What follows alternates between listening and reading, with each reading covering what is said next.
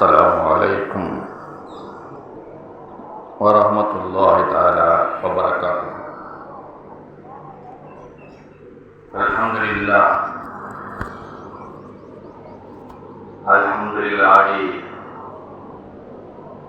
نحمده ونستعينه ونستغفره ونؤمن به ونتوكل عليه ونعوذ بالله من شرور أنفسنا ومن سيئات أعمالنا من يهده الله فلا مضل له ومن يضلل فلا هادي له ونشهد أن لا إله إلا الله وحده لا شريك له ونشهد أن سيدنا مولانا محمدا عبده ورسوله. أما بعد وقد قال الله تعالى في القرآن الكريم وفي القرآن المجيد: أعوذ بالله من الشيطان الرجيم، بسم الله الرحمن الرحيم. يا أيها الذين آمنوا ادخلوا في السلم كافة ولا تتبعوا خطوات الشيطان. آمنا بالله صدق الله المولانا العليم. ஆறும் மலர்களிலும் அலை பாயும் கடல்களிலும் கூவும் குயில்களின் குரல்களிலும் கேட்க செய்கின்ற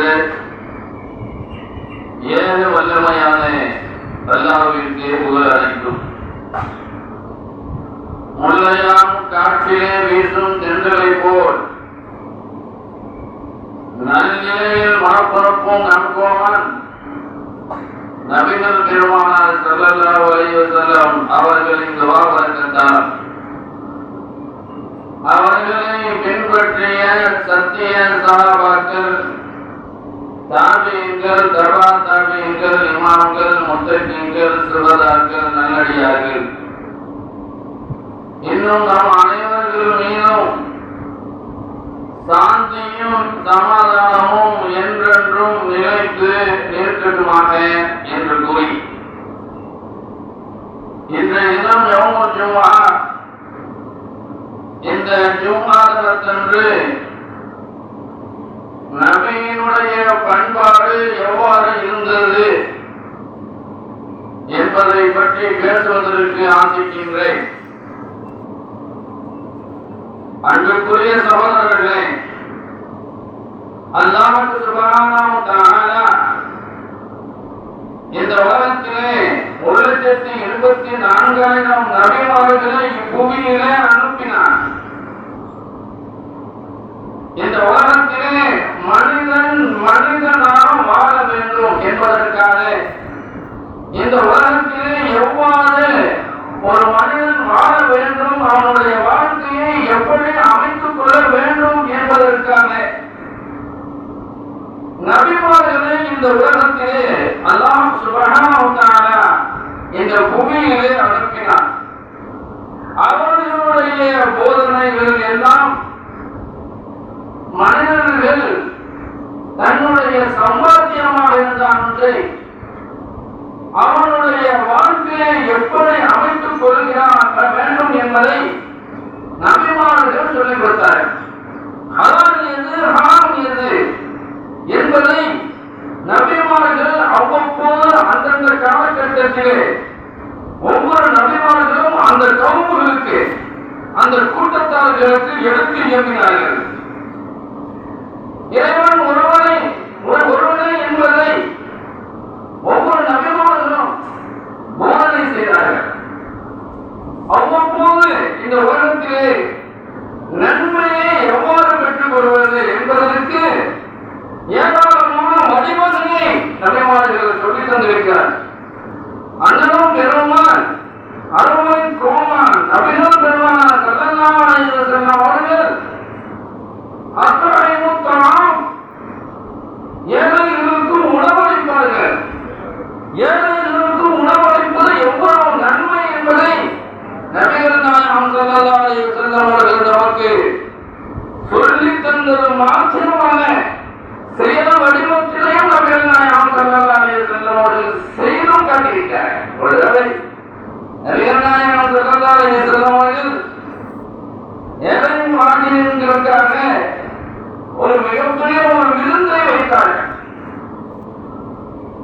என்பதும் நபிகள் நாயகம் ஸல்லல்லாஹு அலைஹி வஸல்லம் அவர்களுடைய வீட்டில் விருந்து, எல்லா சஹாபாக்களும் வந்துவீர்கள் என்று நபிகள் நாயகம் ஸல்லல்லாஹு அலைஹி வஸல்லம் அவர்கள் அழைப்பு கொடுத்தார்கள். நபிகள் நாயகம் ஸல்லல்லாஹு அலைஹி வஸல்லம் அவர்கள் அழைப்பு கொடுத்தால் எல்லா சஹாபாக்களும் உடனே செல்வார்கள். அந்த கூட்டத்திலே ஒரு காட்டெருமையும் அங்கே விருந்து உண்பதற்காக வருகிறார். ஏனைய சஹாபாக்களுக்கு நபிகள் நாயகம் ஸல்லல்லாஹு அலைஹி வஸல்லம் அவர்கள் விருந்து உபசரித்தார்கள். எல்லா சஹாபாக்களும் சாப்பிட்டு உடனடியாக சென்று விட்டார்கள். நபிகள் நாயகம் ஸல்லல்லாஹு அலைஹி வஸல்லம் அவருடைய பண்பாடு இருக்கிறது. நபிகள் நாயகம் ஸல்லல்லாஹு அலைஹி வஸல்லம் அவர்கள் விருந்தாளியை உடனடியாக நீங்கள் போங்கன்னு சொல்ல மாட்டாங்க. நம்மளாம் வீட்டுக்கு யாராலும் ஒரு விருந்தாளி வந்து விட்டால் அவர்களை உபசரிப்போம், அவர்களுக்கு வேண்டிய உணவுகளை எல்லாம் கொடுப்போம். விருந்து ஒன்றுக்கு உடனே போயிருந்தேன். இரவு வரைக்கும் அவர் உட்கார்ந்துட்டா மூஞ்ச சுண்டிடுவோம். அப்படியே என்ன போனா விருந்துதான் முடிச்சுங்க, கிளம்பி போங்க அப்படின்னு நம்ம சொல்லுவோம்.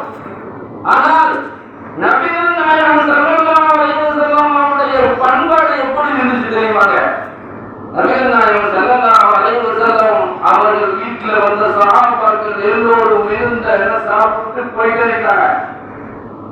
அந்த ஒரு காட்டெருமை என்ன செஞ்சாருனாக்கா, நபிகள் நாயகம் ஸல்லல்லாஹு அலைஹி வஸல்லம் அவர்களை கேவலப்படுத்த வேண்டும். நபிகள் நாயகம் ஸல்லல்லாஹு அலைஹி வஸல்லம் அவர்களை கேவலப்படுத்த வேண்டும், சாப்பாடு எல்லாம் பத்தாம போயிருக்கு என்று கங்கணம் கட்டியவராக அந்த காட்டெருமையை வாங்கியவர் விருந்து உள்ள வந்திருக்காரு. விருந்து உள்ளாக்கா என்ன செய்யணும்? நபிகள் நாயகம் ஸல்லல்லாஹு அலைஹி வஸல்லம் அவரை காட்டெருமையில் துரத்தினவர்ல நபிகள் நாயகம் ஸல்லல்லாஹு அலைஹி வஸல்லம் அவர்கள் அந்த காட்டெருமைக்கு தேவையான உணவை கொடுத்துட்டே இருக்காங்க. அவர் சாப்பிட்டுட்டே இருக்காரு. அவருடைய நோக்கம் நிறைய சாப்பிட்டுட்டே இருக்கேன்னு பத்தாம போயிட்டு ஒரு நோக்கத்தான் வந்திருக்காரு. நபிகள் நாயகம் ஸல்லல்லாஹு அலைஹி வஸல்லம் அவர்கள் அந்த காட்டெருமைக்கு வேண்டிய உணவுகளை எல்லாம் அள்ளி கொடுத்தாங்க. சாப்பிட்டுட்டே இருக்காரு. சாப்பிட்டு சில வீட்டுக்கு போவாங்க, போகல. அசரும் ஆகிவிட்டது. அசர் முடிந்து மறுபடியும் வந்து விட்டது. மறுபடியும் நேரம் வந்து விட்டாலும் அவர் போன மாதிரி இங்க அசைற மாதிரி இரவு வந்துருச்சு. இசா பெருமையை முடிச்சு இரவு முடிய போது இரவு நேரத்திலேயே வந்து என்ன செய்யறாரு? அவர் போன மாதிரி இல்லை. நபிகள் நாயகம் ஸல்லல்லாஹு அலைஹி வஸல்லம் அவர்கள் சரி இவர் போவையங்க அப்படின்னு என்ன செஞ்சாங்க? நபிகள் நாயகம் ஸல்லல்லாஹு அலைஹி வஸல்லம் அவர்கள் அவருக்கு என்று ஒரு அறையை ஒதுக்கி அவருக்கு வேண்டிய நல்ல ஜமுக்காலம் தலையன எல்லாம் கொடுத்து அவரை வந்து உறங்க வைத்தார்கள். நபிகள் நாயகம் ஸல்லல்லாஹு அலைஹி வஸல்லம்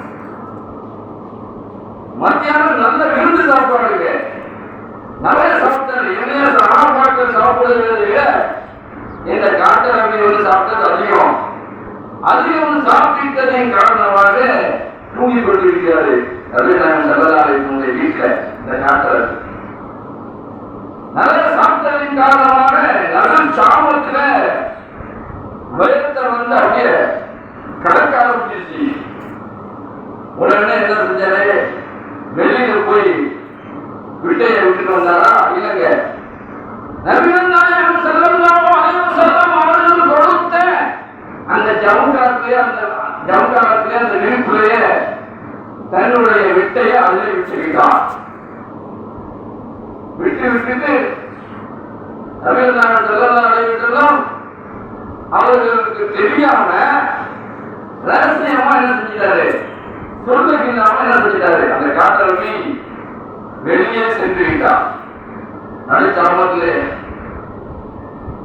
நபிகள் நாயகம் ஸல்லல்லாஹு அலைஹி வஸல்லம் அவர்கள் விடிய காலையிலே நண்பர் என்ன ஆனார் என்று பார்ப்பதற்காக நபிகள் நாயகம் ஸல்லல்லாஹு அலைஹி வஸல்லம் அவர்கள் அதிகாலை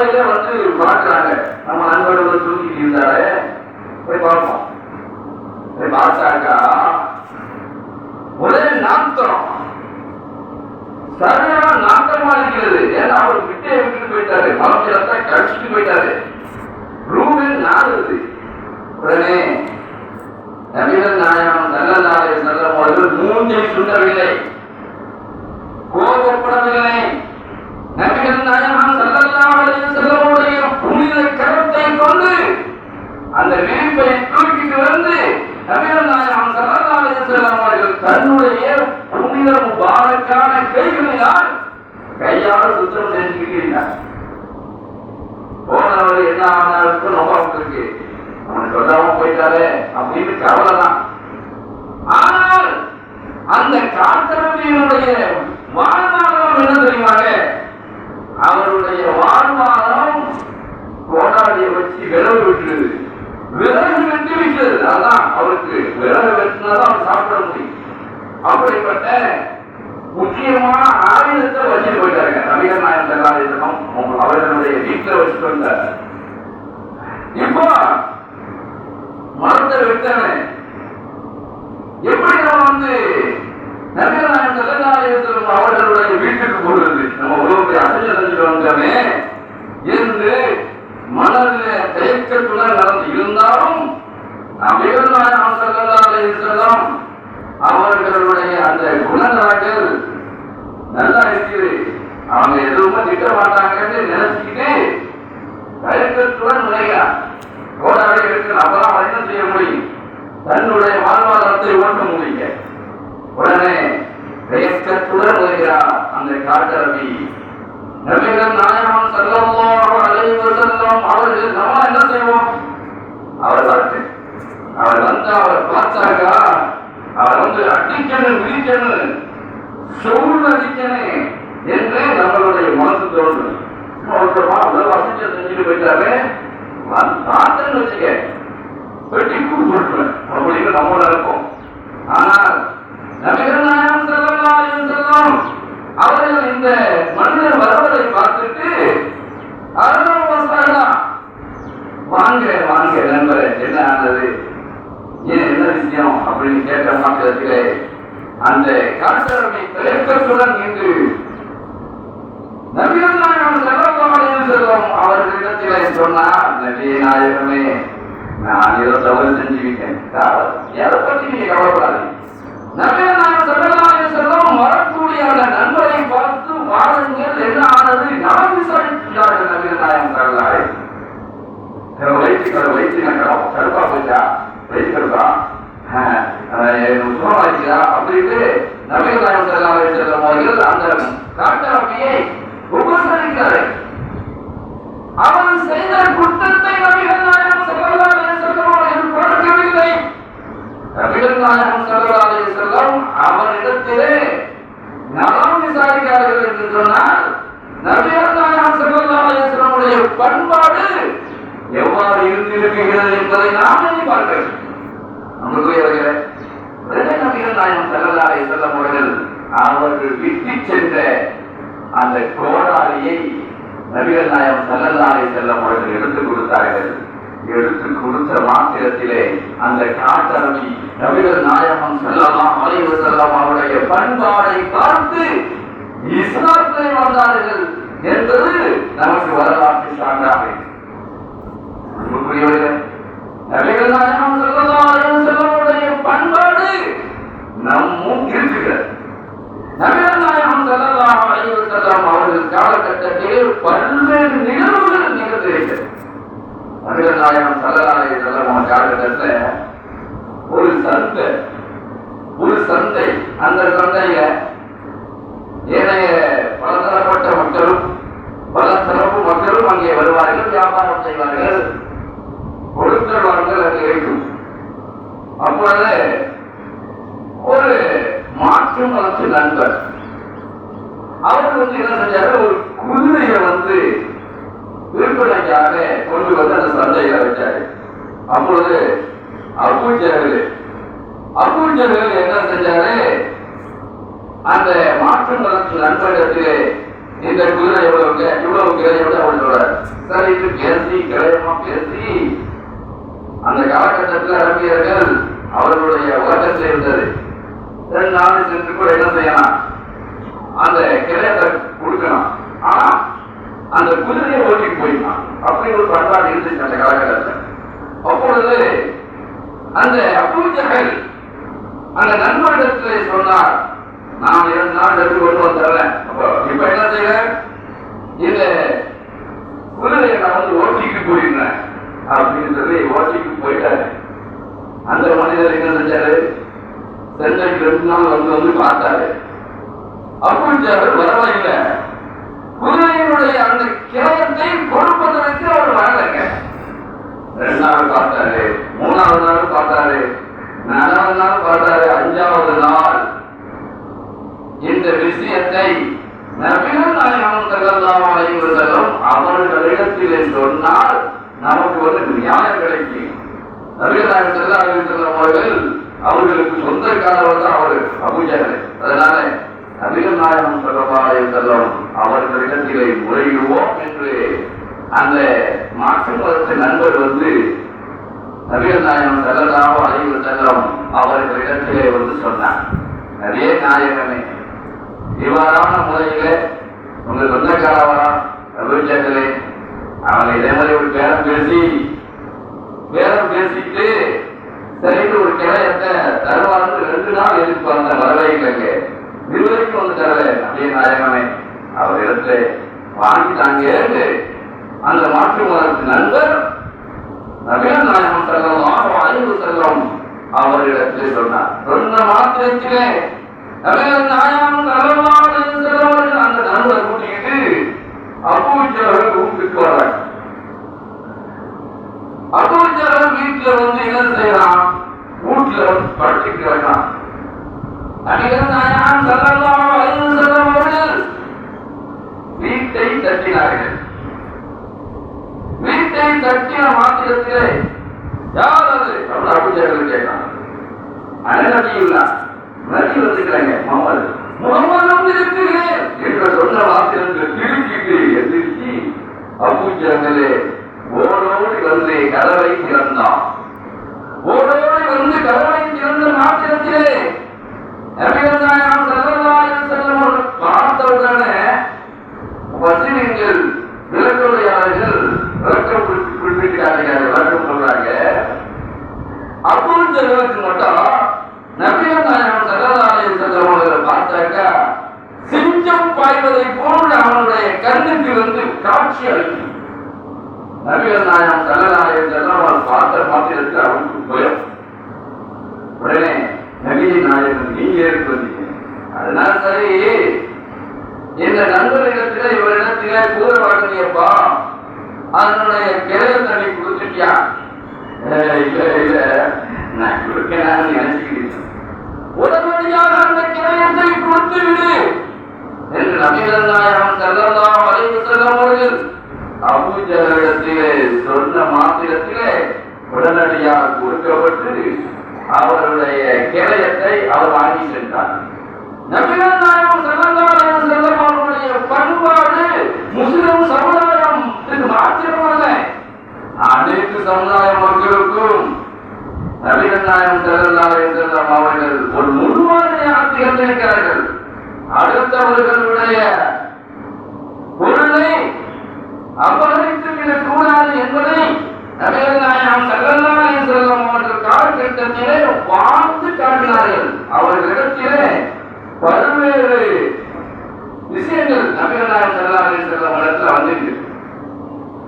அதனாலே நம்பிக்கைக்குரியவன் என்று பட்டம் கொடுத்தது மாற்று மதத்து நண்பர்கள் தான்.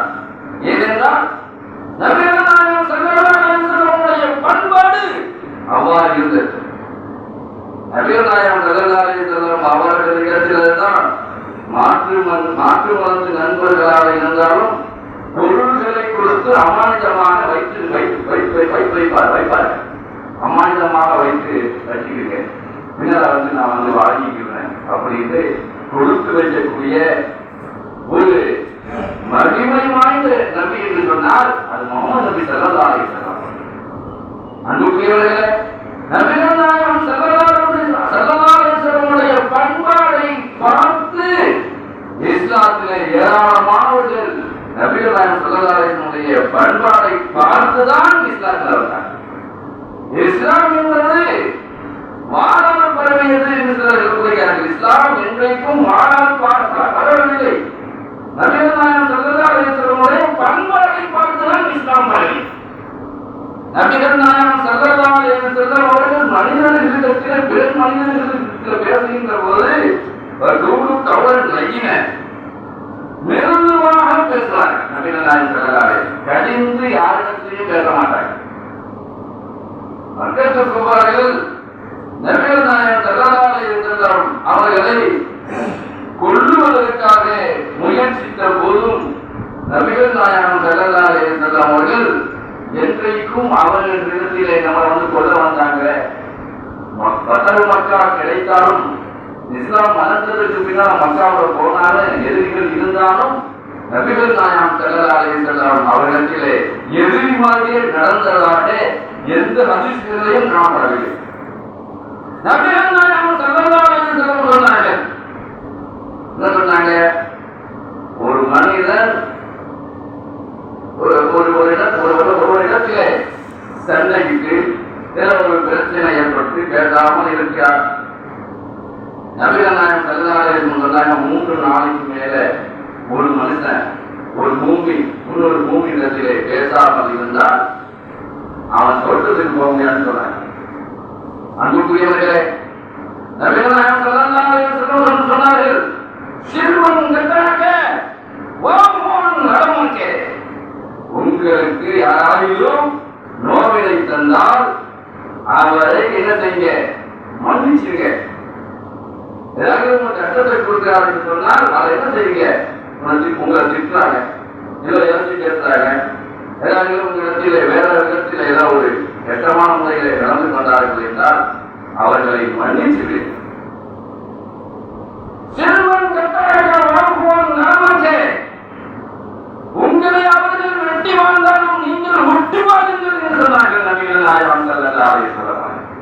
நமக்குரியவர்களே, நபிகள் நாயகம் ஸல்லல்லாஹு அலைஹி வஸல்லமுடைய பண்பாடு எவ்வாறு இருந்திருக்கிறது என்பதற்கு பல்வேறு சம்பவங்களும் ஹதீஸ்களும் நமக்கு சான்றாக இருக்கிறது. அன்புக்குரியவர்களே, இந்த உலகத்திலே நாம் பார்க்கிறோம், ரமலான் மாசம் வந்துருச்சு. அடுத்த வாரம் எல்லாம் ரமலான் மாசம் வந்துடும். அடுத்த வாரம் தான் தரப்படைய பார்க்கப்படும் இன்ஷா அல்லாஹ். அப்படிப்பட்ட சங்கை மீது ரமலான் மாதம் வந்துவிட்டது. அந்த ரமலான் மாசத்திலே நபிகள் நாயகம் ஸல்லல்லாஹு அலைஹி வஸல்லம் அவர்களுடைய தொழுகை எவ்வாறு இருந்தது? நபிகள் நாயகம் ஸல்லல்லாஹு அலைஹி வஸல்லம் அவர்கள் ரமலான் மாதம் வந்தால் இரவு நேரங்களில் படுக்கைக்கே வர மாட்டாங்க. நபிகள் நாயகம் ஸல்லல்லாஹு அலைஹி வஸல்லம் ஆயிஷா ரலியல்லாஹு தஆலா அன்ஹா போன்ற சென்ற வாரம் நாம் பேசணும்.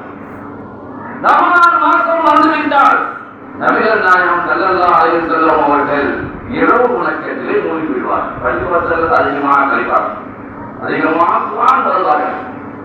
சஹாபாக்கள் உலகத்தவர்கள் ரமலான் மாதம் வந்துவிட்டால் பள்ளிவாசலுக்கு வந்து விடுவார். பள்ளிவாசலுக்கு வந்து இரவு தொழுகையை அதிகமாக சொல்வார். அதுக்கு தராவிக தொழுகைக்கு நம்ம என்ன செய்யணும்? ரமலான் மாசத்துல தராவிக தொழுகையை நாம் தொழுது கொண்டிருக்கிறோம். இன்று வரைக்கும் சிலர்கள் குறிப்பிட்டிருக்கிறார்கள். சிலர்கள் தராவிக தொழுகை 10 ரக்காத்து தொழுதா போதும், 11 ரக்காத்து தொழுதா போதும், 8 ரக்காத்து தொழுதா போதும், சிலர்கள் 20 ரக்காத்து என்பதுதான் சரியானது என்று காலம் தொன்று தொட்டு 20 ரக்காத் தொழுகை தொழுது வருகிறார்.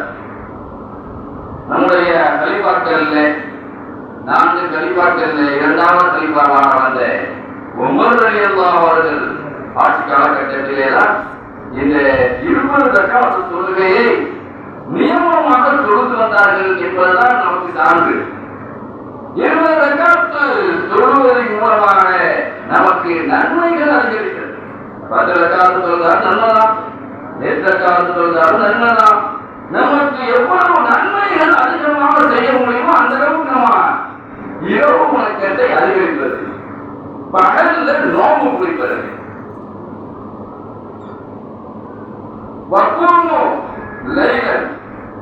இரவு நேரத்தில் என்ன செய்யுங்க? இரவு நேரத்தில் நீங்க நின்று வணங்குங்க. வசூமு நகாரிகா, பகல் நேரத்தில் செய்ய நோம்பு பிடிக்கணும் என்று நபிகள் நாயகம் ஸல்லல்லாஹு அலைஹி வஸல்லம் அவர்கள் நமக்கு சொல்லி வந்திருக்கிறார். நம்முடையவர்களே, ரமலான் மாதத்திலே செய்யக்கூடிய வணக்கங்கள் அதிகமாக இருக்க வேண்டும். ஏனென்றால் நம்ம சாதாரணமான காலகட்டத்தில் ஒரு மனுஷன் ஒரு நன்மை செய்யறான்னு சொன்னாக்கா அவனுக்கு ரெட்டிப்பு நன்மை ரமலான் மாதத்துல கிடைக்குது. சாதாரண நேரத்தில் ஒரு நன்மை தான் கிடைக்கும். சாதாரணமா இப்போ கூட ரமலான் மாதம் ஒன்றும் வரல. இப்போ ஒரு நன்மை செஞ்சா ஒரு நன்மை தான், 10 நன்மை செஞ்சா 10 நன்மை. ஆனால் ரமலான் மாதத்துல அல்லாஹ் ரெட்டிப்பு நன்மை கொடுக்கலாம். ஒரு கல்லுல 2 மாற்றம் வருது. அப்ப இதற்காக மாணவர்கள் என்ன செய்யறாங்க, நம்மளை பார்க்கறதுக்கு குறிப்பான மாணவர்கள் தான் வர்றாங்க. நம்ம வீட்டுல விசேஷம் அல்லது ஒரு மிகப்பெரிய ஒரு வைபவம் வச்சுக்கிறோம், அதற்காக குறிப்பிட்ட விஐபிகள் வர்றாங்கல்ல. அதே போன்று ரமலான் மாசத்துல பிரத்யேகமான மருத்துவர்கள் வருகிறாங்க. அவங்கதான் நம்மள மனிதர்கள் என்ன செஞ்சுக்கிறாங்க, குறை குறிக்கிறாங்க. அதனால குர்ஆன்ல சொன்னாங்க, வயல் கால ரப்புக லில் மலாயிகத்தி இன்னி ஜாயிலுன் ஃபில் அர்தி கலீஃபா காலு தஜாலு ஃபீஹா மன் யுஃப்ஸிது ஃபீஹா வ யஸ்பிகுல் திமா. ஆதம் அலைஹிஸ்ஸலாம் அவர்களை படைப்பதற்கு அல்லாஹ் தஆலா படைப்பதற்காக மலக்குமாரிடத்தில் சொன்ன பொழுது வனஹனு ஸல்லியு பி வஜ்ஹிக வ நஸீதுலக. யா அல்லாஹ், மலக்குமார்கள் சொல்றாங்க, யா அல்லாஹ், நான் தான் உன்னை புகழ்கிறோம், துதிக்கிறோம். இப்படி இருக்கீங்க, ரத்தத்தை ஓட்டிக்கிட்டு பிரசாதம் செய்யக்கூடிய இந்த மனுஷன் நம்மை படைக்கப்படாம் அப்படின்னு மலக்குமார்கள் எல்லாம் நமக்கு எதிர்ப்பு தெரிவித்தார். அப்ப கூட அல்லாஹ் சொன்னா, காலை இனி ஆயிரம் ஆளாத்தாரம் நீங்கள் அறியாத கொண்டு நான் அறிந்திருக்கிறேன் என்று அல்லாஹ் சொன்னான்.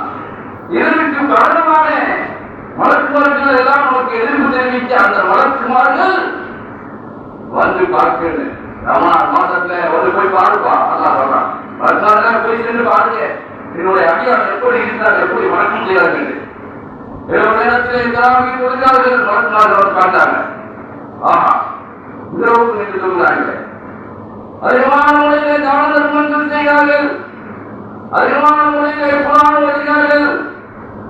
இரவை பார்த்தால் தொடர்பாக இருக்கிறீர்கள் என்று மலக்குமார்கள் அல்லாஹ்விடத்துல போனாங்க. போய் பாத்தியாப்பா, பாத்தீங்களா மலக்குமார்களே, போய் பாத்தீங்களா, போய் பாத்து என்னுடைய அடையான் எப்படி திரும்புறான் பாத்தியா, என் மீது உள்ள அச்சத்தின் காரணமாக அவ்வாறு அவன் சொல்லிட்டு இருக்கான். நீங்க எல்லாம் எதிர்ப்பு தெரிவிக்கல, அவங்களுக்கு அந்த இஷ்டு என்ற உணர்வை கொடுத்திருக்கிறோம். அவர்களுக்கு கல்யாணம் முடிச்சுக்குவாங்க, பிள்ளையை தட்டுக்குவாங்க, வாழ்வாதாரம் தேடணும். இவ்வாறான முறைகளை கூட்டுக்கிழமையாக படைக்கப்பட்ட மனிதனை நீங்க என்ன செய்ய குறைப்பீர்கள். உங்களுக்கு எதுவுமே இல்லை, நீங்க கல்யாணம் முடிச்ச மாட்டிய, புதை பத்திர மாட்டிய, எந்த உணர்வுமே இருக்காது. உங்களுக்கு சாப்பாடுனா தேவையில்லை. உங்களுக்கு என்ன சுகாதாரம் இல்லாத அவருக்கு பொருள் சொன்னாங்க பொருள், உங்களுக்கு பசினா நீங்க அவங்க அப்படி இல்லையே. அவங்க போய் சம்பாதிக்கணும், மனைவி மக்களை பாதுகாக்கணும், வாழ்வாதாரத்தை தேடி சென்று அவர்கள் கஷ்டப்பட்டு உழைச்சிட்டு பொருள்களை கொடுக்கணும். இவ்வாறான முறையில மனிதன் அப்படிதான் இருந்து என்னை நினைப்பதற்காக பரிவாதற்கு தொழுதான அவ எப்படிப்பட்ட மனிதன். அந்த மனிதனுக்கு இவ்வளவு பெரிய இஷ்டு கொடுத்து பல கட்டங்களை கொடுத்து என்னை வணங்குகிறான். அதனால்தான் மலக்குமார்களை மனித சமுதாயத்தை நான் உயர்த்தினேன் என்று அல்லாஹ் சொல்றான். அன்புக்குரியவர்களே, மலக்குமார்கள் இப்போ என்ன செய்யறாங்க, வாயடித்து சென்றிருப்பார்.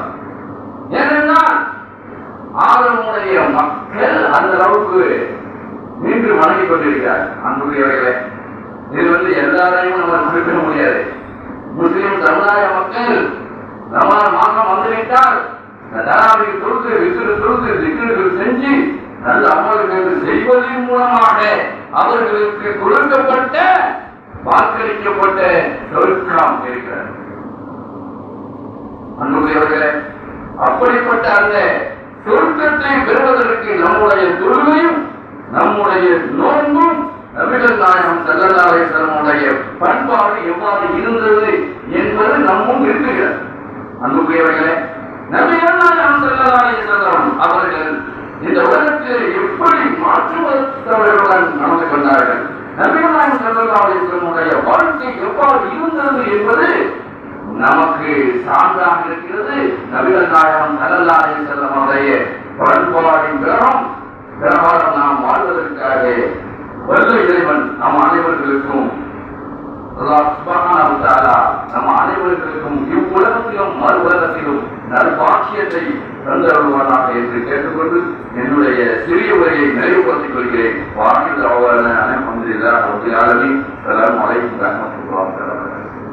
நமது சேனலில் விளம்பரங்களுக்கு sunnaatruth@gmail.com